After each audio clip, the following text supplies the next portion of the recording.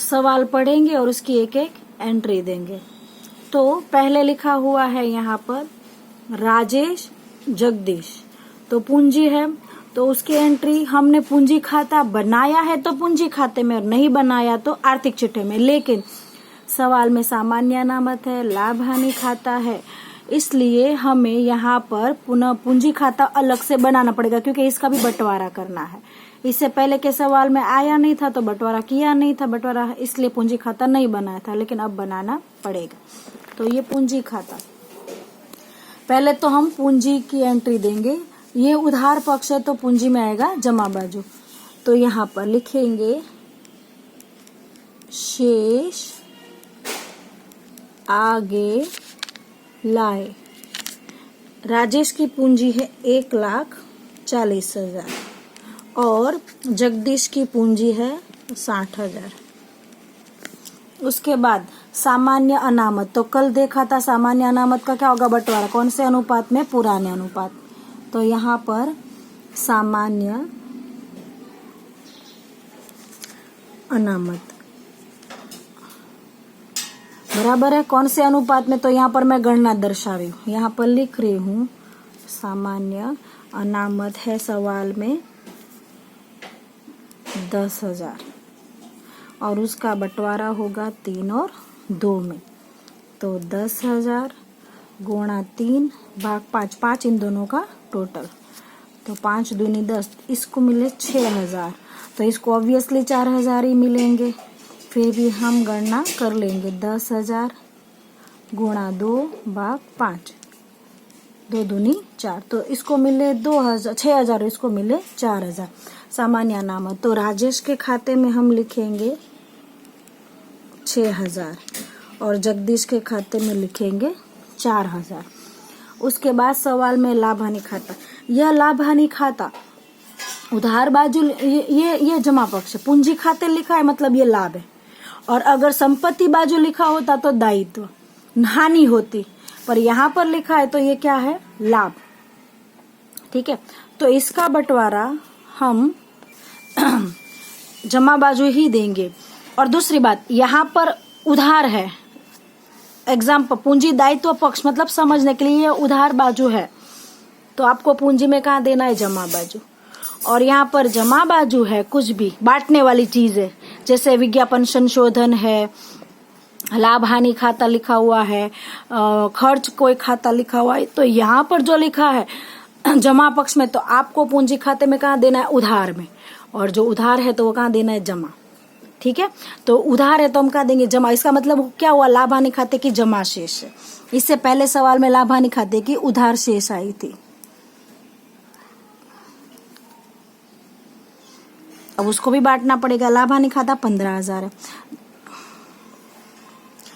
लाभ हानि खाता उसको हम बांटेंगे 3 और 2 में, 15,000 गुणा 3 भाग 5, 5 दिया 3 दिया 9, ये 9,000 है, तो ये कितने होंगे, 6,000। बराबर है, गणना करने की जरूरत नहीं है वैसे ही, फिर भी 15,000 गुणा 2 भाग 5, 5 दिया 3 दूनी 6, तो इसके मिले 9,000 और इसके 6,000। अब यहाँ पर लिखा हुआ है लेनदार, तो लेनदार का बंटवारा होता नहीं है, तो अब ये लेनदार कहाँ दर्शाएंगे हम, आर्थिक चिट्ठे में। हमारे पास कितने खाते, 3, पुनः मूल्यांकन खाता, पूंजी खाता और आर्थिक चिट्ठा। तो लेनदार आर्थिक चिट्ठे, ये भी आर्थिक चिट्ठा पर ये पुराना है और हम बना रहे नया सुधारा हुआ, तो यहाँ पर हम थोड़ी जगह छोड़ देंगे, क्योंकि ये पूंजी खाता बंद होके पूंजी यहाँ आने वाली, तो थोड़ी जगह पूंजी के लिए छोड़कर हम यहाँ पर लिखेंगे लेनदार। ठीक है, अंदर की कॉलम में लिखेंगे, क्यों, क्योंकि उसमें अगर कोई समायोजन हो तो हम सॉल्व कर पाए। चलो, उधार पक्ष एकदम क्लियर हो गया, जितनी भी एंट्री थी उधार की हमने दे दी। अब जमा बाजू, जमीन है, यंत्र है, फर्नीचर, विनियोग और देनदार, ये सब संपत्ति है। संपत्ति पुनः मूल्यांकन में या पूंजी खाते में एंट्री देंगे नहीं, संपत्ति कहाँ आएगी, आर्थिक चिट्ठे में। लेकिन इसमें कोई परिवर्तन होगा तो समायोजन होगा, तो इसलिए संपत्ति हम कहाँ लिखेंगे, अंदर बाजू। ठीक है, तो अब हम संपत्ति की एंट्री दे देते हैं। यहाँ पर लिखेंगे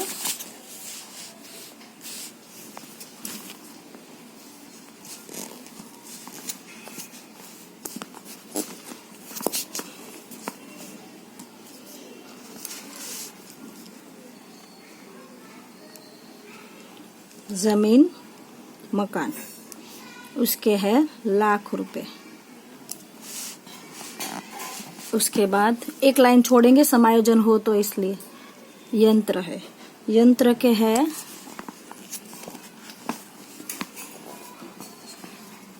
80,000। फिर है फर्नीचर, उसके है 20,000। उसके बाद विनियोग,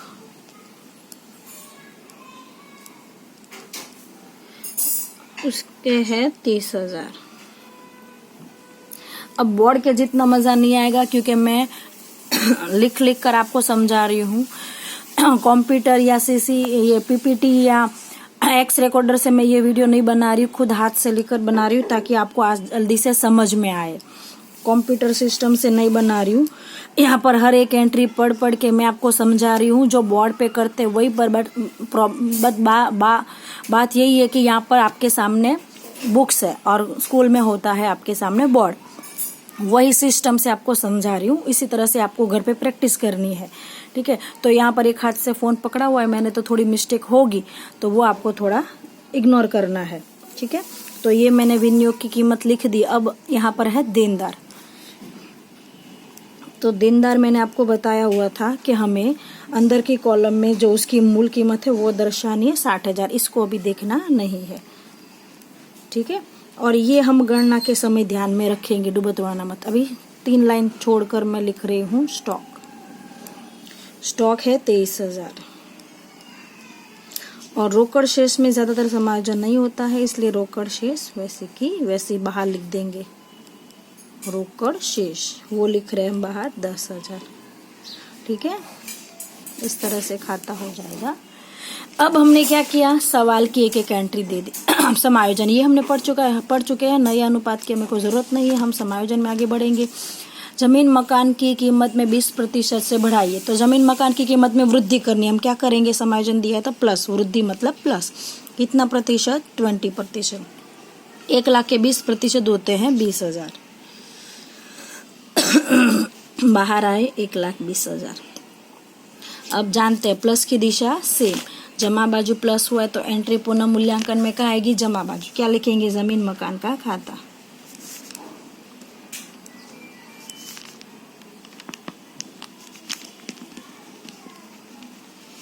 उसके बाद दूसरा समायोजन है यंत्र और फर्नीचर की कीमत में कमी। घटाइए मतलब कम करना है। तो यंत्र में 20% की कमी, कमी का मतलब है माइनस। तो 10% होते 8 और उसके डबल 20% हुए 16। 16,000 माइनस करेंगे तो बाहर आए 70 में से 6 गए तो 64, 64,000। और फर्नीचर में भी कहा है 20% कमी करने को, 10% होता है 2,000, 20% होता है 4,000। तो 20,000 में से 4,000 गया तो कितने बचे, 16,000। ये दोनों माइनस हुआ है, माइनस की दिशा उल्टी, जमा बाजू माइनस हुआ, एंट्री आएगी उधार बाजू। पुनः ये जमा बाजू जो भी माइनस हुआ, प्लस की दिशा सेम, जमा का जमा। अगर उधार प्लस हुआ है तो उधार, लेकिन माइनस की दिशा उल्टी है। कहाँ माइनस हुआ है, जमा, उधार में एंट्री दो। उधार माइनस हुआ है तो जमा में एंट्री दो। तो अभी क्या हुआ है, जमा बाजू माइनस, तो हम उसको एंट्री देंगे उल्टी, यानी उधार बाजू, माइनस की दिशा उल्टी। तो यहाँ पर लिखेंगे हम यंत्र खाता। यंत्र खाते के है 16,000 और फर्नीचर खाते के है 4,000, ठीक है। अब आगे दो एंट्री होने के बाद ही तीसरा समायोजन पढ़ेंगे। तीसरा समायोजन, देनदार पर अब डुबत्रू अनामत की आवश्यकता नहीं है। मतलब कि सवाल के अंदर जो अनामत के 3,000 रुपए रखे थे अब वो रखना नहीं है, तो आपको क्या हुआ है, फायदा। तो पहले जो माइनस किया था अब वो रहने देना है। तो ये 60 है, वही के वही रहेंगे, 60,000। यहाँ पर तो 60,000 वही के वही। क्यों, क्योंकि अब उसको अब डुबत्रू अनामत की आवश्यकता नहीं है, मतलब इसको निकाल दो। निकाल दिया तो ये 60 है, वही के वही बाहर आ गया। अब आप देखो, पहले देनदार मतलब क्या है, हमारी संपत्ति। पहले संपत्ति कितनी थी, 57,000, अब कितनी है, 60,000। तो ये क्या हुआ, फायदा। प्रॉफिट हुआ ना, क्यों? क्योंकि जो 3,000 का जो अलग खर्च निकाल के रखा था अनामत के रूप में, अब उसको उसकी आवश्यकता ही नहीं। तो 3,000 की आवश्यकता नहीं है, मतलब अब इसको जो माइनस किया है ना वो वापस प्लस कर दो, 57 में प्लस कर दो। तो 3,000 का फायदा हुआ। फायदा कहाँ लिखेंगे? पुनः मूल्यांकन में जमा बाजू। तो यहाँ पर हम डूबत ऋण अनामत लिखेंगे।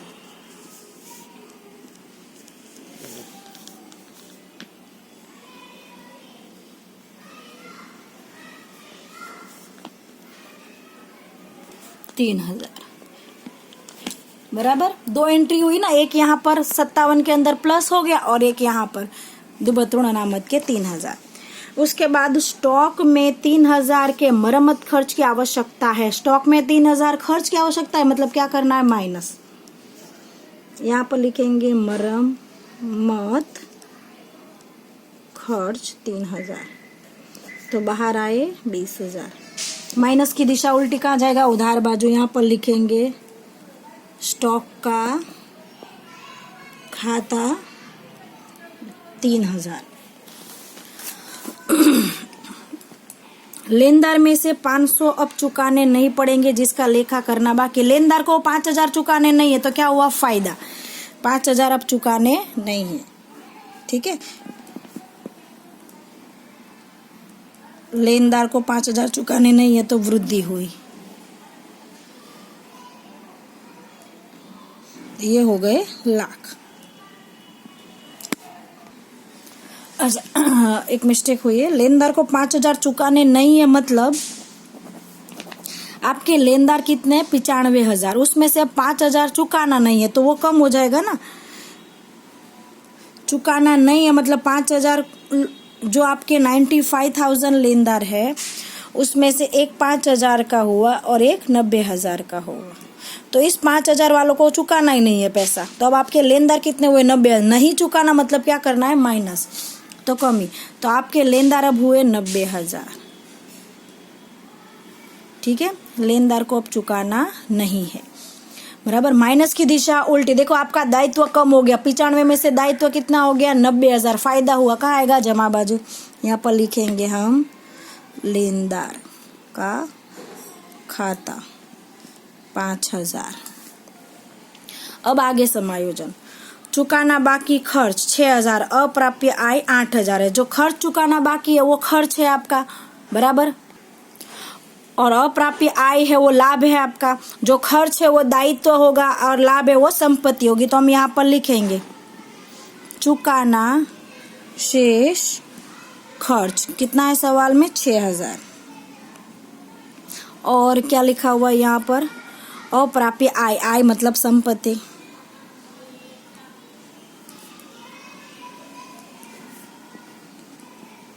इस तरह से आय है तो आपने कहाँ लिखा? आर्थिक चिट्ठे में संपत्ति के बाजू, और खर्च आर्थिक चिट्ठे में उधार बाजू, बराबर। दायित्व के पक्ष में, उसको दायित्व पक्ष कहते हैं। तो ये उधार बाजू उधार एंटेगी, क्योंकि आपने दायित्व में प्लस किया हुआ है। संपत्ति में भी आपने प्लस किया हुआ है, इसलिए प्लस की दिशा से हम जमा का जमा, उधार का उधार। तो यहाँ पर चुकाना शेष खर्च है 6,000, अप्राप्य आय है 8,000। उसके बाद लास्ट समायोजन विनियोग। अब उसकी बाजार कीमत पर ही दर्शाना। ये समायोजन नहीं होता तो भी यहाँ पर बाजार कीमत दी गई थी, तो हमें बाहर जो भी कीमत दर्शानी वो बाजार की कीमत दर्शानी है। तो अगर समायोजन नहीं होता तो भी हम यहाँ पर बाहर ही 25 ही दर्शाते। क्यों? क्योंकि यहाँ पर ये रहा गुप्त समायोजन। सवाल के अंदर कौंस करके दर्शा उसे हम कहते हैं गुप्त समायोजन। तो 5,000 की क्या हुई? कमी। माइनस की दिशा उल्टी। कहाँ माइनस हुआ है? जमा बाजू। एंट्री कहाँ आएगी? उधार बाजू। तो यहाँ पर लिखेंगे विनियोग खाता 5,000।